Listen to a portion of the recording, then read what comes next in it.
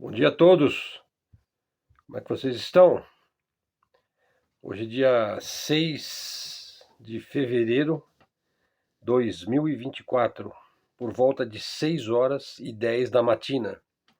São Paulo, Zona Sul, acredito que está uns 19 graus Celsius, está um pouco nublado, é uma terça-feira, dia de feira, né? Eu já fui na padaria, tem que trazer o pão, né? O pão nosso de cada dia. Hoje o nosso vídeo do nosso canal Luz no Fim do Túnel. Eu aqui, Helder de Araújo. Helder, no meu blog, você encontra Helder com H, acento, Araújo com acento. Hoje falar um pouco aqui sobre um país europeu que serve como um modelo para uma série de acontecimentos que estão vindo à tona, não só na Europa, mas de certa forma um pouco por toda parte, que é a Hungria. Vou falar também sobre Viktor Orbán, sobre a Europa, sobre a Rússia, alguma coisa sobre a geopolítica da talassocracia e da telurocracia. Vou entrar um pouquinho no campo mais teórico no final do vídeo sobre essas questões. Olha, o mais interessante e, vamos dizer, o mais inteligente aí dos líderes europeus contemporâneos, e que é de fato um líder, não é um boneco desarticulado, não é um mero gerente da classe bancária globalista. Não, é um indivíduo que tem vontade própria, que tem raciocínio próprio, que tem um senso de estadismo e de defesa dos interesses daquele povo com o qual ele se identifica, daquele meio no qual ele se formou. É o Viktor Orbán, primeiro-ministro da Hungria. Vou falar um pouquinho do Viktor Orbán. Ele é de uma família tradicional comunista. Aliás, isso era uma coisa mais ou menos comum antigamente, a sua família ser de tradição comunista. Por exemplo, aqui no Brasil, por exemplo, o Breno Altman, do canal Opera Mundi, e que está fazendo uma luta aí, uma luta que vale a pena ser lutada, contra a perseguição atroz que ele vem sofrendo por ele ser judeu, e está advogando pelo direito da Palestina a existir, pelo direito dos palestinos sobreviverem, né? Então, por isso ele está sendo perseguido, né? Mas, enfim, ele é de uma família comunista, né? Ele vem de uma família comunista. Então, você vê que não é uma coisa tão difícil assim de acontecer. Pelo contrário, né? Às vezes a família inteira é filiada ao partido e estuda o comunismo e procura viver de acordo com esse tipo de ideologia, né? Mas, enfim, não vou entrar nessa seara aqui. Continuar falando do Orbán. Olha, ele estudou a filosofia liberal na Inglaterra. Portanto, ele estudou na Inglaterra. Recebeu uma bolsa de estudos dos programas bolsistas do George Soros, né, que sempre investiu na agenda liberal, neoliberal, progressista. Isso está encravado aí nas grandes universidades de Oxford, né, Londres, Manchester e tudo mais, né? Nos anos 90, mais recentemente, o Orbán ele abandonou esse viés liberal e neoliberal lá da Margaret Thatcher, lá da Inglaterra, né? O Orbán, na verdade, ele se torna aquilo que ele estava destinado a ser, um verdadeiro conservador, um patriota, um soberanista, né? E passou a governar a Hungria a partir de 2010, o governante mais longevo da Europa, portanto, ele está no poder há 14 anos seguidos. Transformou profundamente a Hungria, afastando-a da democracia liberal pró-americana e do globalismo sionismo, né? Sobretudo, o Orbán ele coloca o interesse da Hungria acima de quaisquer princípios liberais fantasmagóricos de que o mercado é Deus, o livre mercado, o Estado mínimo. Não, ele acredita no poder do Estado, na eficiência do Estado, na profissionalização dos quadros institucionais do Estado E nesse sentido, ele governou, e como eu disse, um dos governos mais longevos do mundo, né? Um dos principais esforços aí do Orbán, já como presidente, foi trabalhar junto com as famílias húngaras, né? Por exemplo, dando subsídio aí para o cara adquirir a casa própria, investindo em políticas sociais e políticas públicas. Por exemplo, o empregado, o trabalhador tem direitos trabalhistas, que hoje parece até coisa comum, né? Em 2010, ele passa a implantar isso daí. Por exemplo, o creche, maternidade, paternidade, direitos trabalhistas, é aquilo que nós temos aqui os direitos trabalhistas todos, que no Brasil veio a partir do Getúlio Vargas, né? O 13º, férias, jornada de trabalho, segurança no trabalho, normas regulamentadoras do trabalho, do emprego e tudo mais. O Orbán ele vai por essa linha, portanto é uma linha mais social, né? Por isso é que os neoliberais não gostam, né? Ou, por exemplo, transferência de renda para incentivo para você ter uma família, né? Ter filhos, né? E poder se desenvolver nesse sentido, né? Ou seja, foco em política pública e política social. Na economia, é uma economia fortemente dirigista. O Estado é o principal investidor e ele assume essa função, né, de promover o crescimento, o desenvolvimento, a industrialização, né, o emprego, a educação, o treinamento técnico dos quadros, da profissionalização, né. Se nós descontarmos aí os períodos de crise global, por exemplo, o período do Covid, foi um período de crise global. A Hungria tem tido um crescimento econômico muito bom, muito razoável, inclusive alguma industrialização que se destaca, né? Ao contrário da Europa, né, que aderiu aí à política neoliberal norte-americana, né? Os problemas da Europa hoje aumentam, a sua tendência é a desindustrialização. Por quê? Porque eles estão vivendo quase como se tivessem na forma de um zumbi, né? Vivendo de uma maneira fantasmagórica, né? Vivendo o excepcionalismo americano como se fosse o deles. Então eles estão lutando uma guerra que não é a deles. Por exemplo, enviando arma, dinheiro lá para os oligarcas da Ucrânia, né?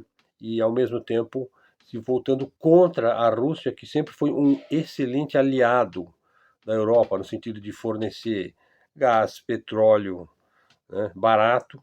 Não, mas ela não pode, porque ela tem medo aí ou se formou na cabeça dela um medo, né? Por exemplo, aquelas profecias, né, de que a Rússia vai dominar a Europa e tudo mais. E o americano explora muito isso daí na cabeça do europeu, né? O europeu cai, né? A Hungria tem hoje, voltando à Hungria, né, um dos menores índices de desigualdade econômica. Melhor, inclusive, do que a média europeia, que vamos dizer, a Europa ela é conhecida, ela é famosa aí por ter tido, por um bom período, um padrão de vida muito alto, um padrão de proteção social, de welfare state, saúde, segurança, trabalho, de um nível muito alto, talvez o maior do mundo, né? Digamos, desde da reconstrução da Europa do pós-guerra até virada do século aí 20 para o 21, a Europa era o local onde as classe média alta e classe alta queria passar férias, né? E viver e ver as maravilhas culturais da Europa, das cidades europeias, enfim, toda aquela grande arte renascentista, seja na Itália ou na França, ou na Inglaterra, Alemanha, Holanda, etc. Além disso, a Hungria, continuando, tem se mantido a salvo do projeto globalista de desestabilização social e étnica. Como é que se desestabiliza a Europa? Através de uma imigração exagerada. Os globalistas querem que a Europa perca as suas tradições étnicas, culturais, raciais, né, e se torne aí um país de imigrantes, né? Sempre tomando como modelo o americano, né? Como soberanista, o Orbán defende uma Hungria para os húngaros e não para a humanidade, para os globalistas, né? Nesse sentido, a mídia húngara ela foi retirada das mãos das ONGs, das mãos estrangeiras. Então, olha a força desse indivíduo, de conseguir se sobrepor aos interesses das ONGs, que é os interesses dos globalistas, né? Ou seja, ele submeteu as ONGs a uma forte regulação estatal, especialmente no que concerne a financiamento, né? Imagine, você está financiando ONG para ela ir tomando o seu país por dentro. É mais ou menos como você alimentar um cancro, né? Uma gangrena, um câncer, né? Não, você tem que extirpar aquilo lá, você tem que tirar aquilo lá e sobreviver, né? Na Hungria não se aposta muito nessas políticas progressistas, nessa nojeira de wokismo, identitarismo, né? Não há, por exemplo, essa relativização da sexualidade tradicional, transgênero e agenda gay, LGBT e tal. Não, cada um pode ser o que você quiser, você pode fazer o que você quiser. Agora, você não faz disso uma bandeira política e você não quer governar o mundo com isso, né? As pessoas continuarão a nascer, né, da relação de um homem com uma mulher. As famílias continuarão a existir. Então, você não vai querer mudar o mundo porque você gosta de alguma prática sexual específica tua, né? Uma coisa é o indivíduo ter uma idiosincrasia qualquer, um gosto qualquer, uma tendência, ou assumir uma postura qualquer. Outra coisa é querer impor aquilo ao mundo, né? Que é o que o progressismo tenta fazer, né? Então, o destaque húngaro tem sido também na política externa, né? Ele ingressou na União Europeia, ele faz parte da OTAN, mas ele tem um caminho razoavelmente independente, apesar das condições desfavoráveis. Olha, a Hungria segue sendo a principal voz adulta e realista no que concerne à questão Rússia-Ucrânia, se opondo à ruptura com a Rússia. Portanto, ele é talvez o único país europeu que está do lado da Rússia, né? E denuncia o apoio material desenfreado e exagerado à Ucrânia. Vocês veem o que os europeus estão passando agora com a crise agrícola, né? Quer dizer, ele manda o dinheiro dele para outro país e deixa de investir no país dele.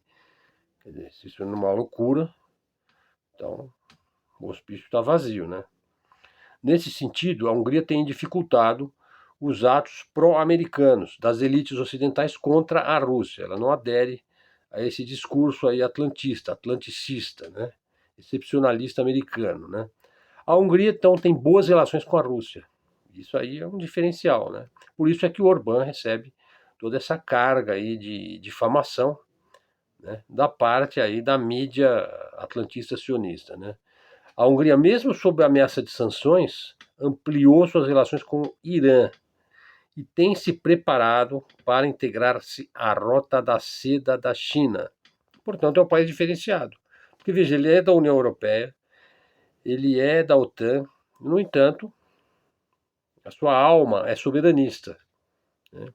Ou seja, ele está do lado aí dos BRICS, da nova ordem mundial, que são os BRICS, né?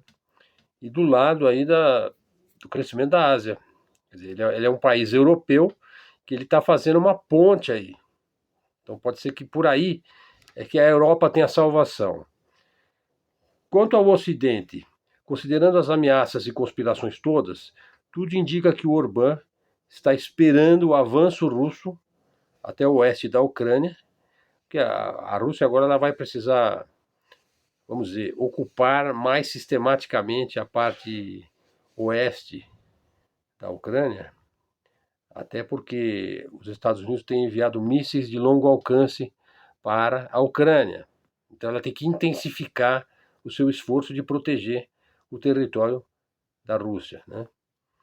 Então eu acredito que a Hungria é um país sui generis aí, dado o seu desafio, né, aos caras lá de Bruxelas, de Londres e de Washington. Pessoal, então isso é o que tínhamos para hoje. Achei importante esse assunto, né, porque você tem aí um verdadeiro conservador, que é uma coisa que a neodireita, a falsa direita brasileira bate muito nessa tecla, mas todo conservadorismo que decai em neoliberalismo é um falsa direita. Não, eu estou falando aqui de uma verdadeira direita, soberanista, nacionalista, conservadora, focada em melhorar a vida das pessoas, focada em desenvolver o país, em investir em educação, em industrialização, em moradia, nas coisas que são básicas e essenciais na vida, né? Que é casa, comida, emprego, família, saúde, desenvolvimento, estudo. Ok, pessoal? Aos outros assuntos deixamos para um futuro vídeo, onde eu pretendo abordar a questão da talassocracia e da telurocracia. Então, sendo o que tínhamos para hoje, agradeço aí sua presença, sua visita ao nosso canal. Gostando do nosso canal de mídia independente, mídia alternativa, canal de livre expressão, livre pensamento. Luz no fim do túnel, vamos em frente. Se você gostou do vídeo, dê um like, faça um comentário no canal, traga um seguidor para o canal, canal novo. Temos pouco público, mas excelentes interlocutores aqui já se manifestando nos comentários. Se quiser me pagar um cafezinho, tá aí o meu e-mail, que é o Pix, aí na descrição. Obrigado a todos, até a próxima e fiquem com Deus.